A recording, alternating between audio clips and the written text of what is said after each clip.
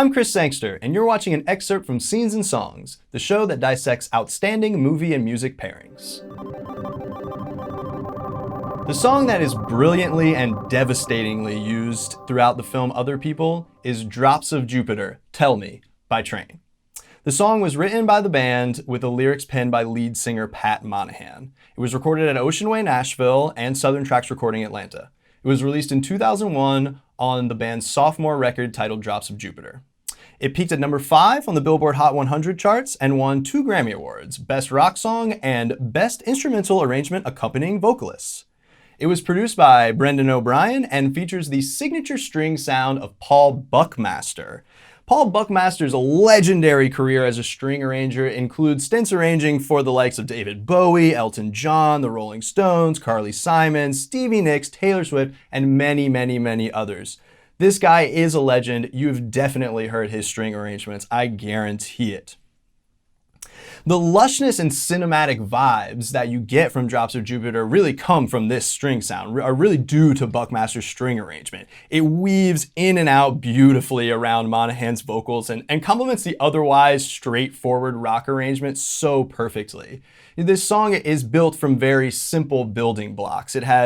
It's based around basically 3 very simple chords, C major, G major, and F major, and other than the lush strings and the pretty catchy piano riff, it really is an exercise in restraint. Nobody is there to show off. Nobody is there to showboat. Everyone is there to serve the lyric. Everything is there to make sure the lyric is heard and understood and appreciated as best it can be. Even the strings, as gorgeous as they are, serve the lyric beautifully.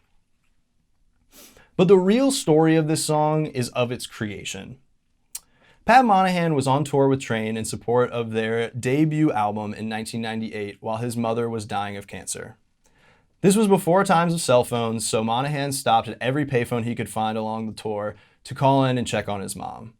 Now, this is eerily similar to the story of Chris Kelly, who had to put his budding artistic career on hold to move home and care for his ill mother.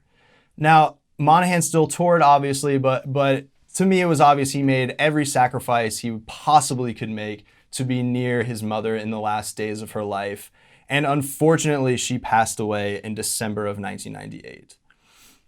Now, dealing with this and coming off the tour, Train had a daunting task to write their sophomore record. It's a daunting task for any band, but obviously one that had extra weight placed upon it because of Monahan's personal struggles.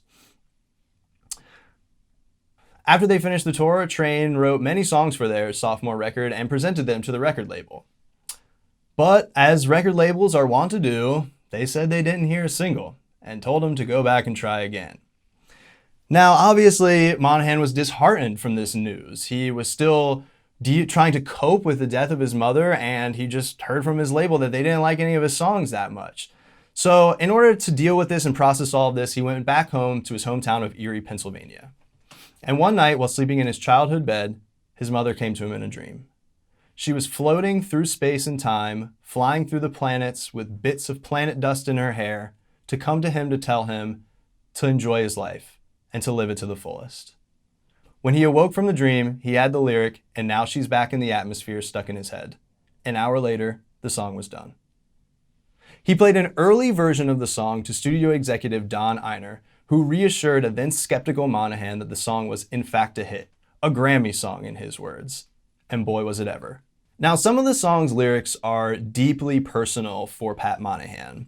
Specifically the one, "Did you fall for a shooting star, one without a permanent scar?" This is him asking his mother, "Did you forget about me on your travels?" He is the one with the permanent scar. He has a permanent scar on his chin from a car accident he was in when he was a teenager. Another one that I really like is the "that heaven was overrated" line. And this is his mother's way of telling him, don't worry about the afterlife. Don't worry about what happens after you die. Focus on life and living it to the fullest. And even the infamous soy latte line from The Bridge has a personal connection. Apparently at the time, Monahan didn't drink coffee, but everyone else in the band was obsessed with soy lattes. So he put that "best soy latte that you ever had" line in the song just as a little rib at his bandmates, which is great. But the truly personal idea presented in this song is about Monahan's own journey to cope with his mother's passing. He is quoted as saying, "It was an obvious connection between me and my mother. Drops of Jupiter was as much about me being on a voyage and trying to find out who I am. The best thing we can do about loss of love is to find ourselves through it." This message feels so applicable to Chris Kelly's story and to the story of his lead character, David. To learn from loss is at the heart of the song, and I also believe it's at the heart of the film. And that's what makes this pairing all the more powerful and impactful. Thanks for watching this excerpt from Scenes and Songs. For full episodes, check us out on YouTube, Facebook, Twitter, Instagram, or wherever podcasts are sold.